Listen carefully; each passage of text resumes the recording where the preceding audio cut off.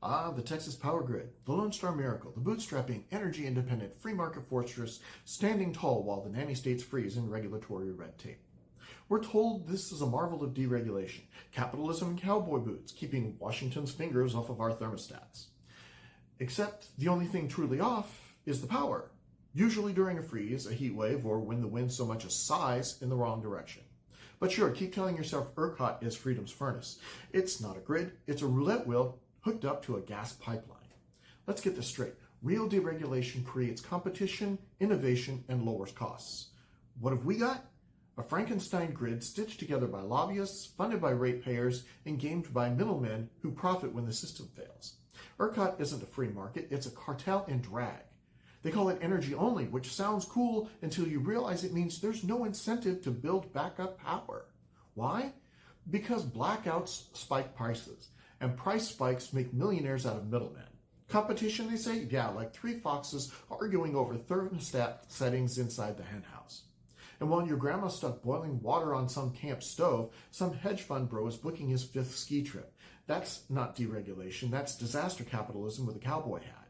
Winter Storm Uri didn't just knock out power. It stripped bare the myth. Hundreds died, families froze in their homes, and what was the response? Lawmakers held hearings, ERCOT board members resigned from out of state, and then back to business. Minor tweaks, no accountability. And don't get me started on the 2024 summer maintenance outage. We have more oil and gas than most nations, but we can't keep the lights on? We're the energy equivalent of a millionaire who keeps overdrafting his debit card. Now don't confuse this as a call for federal control. Hell no.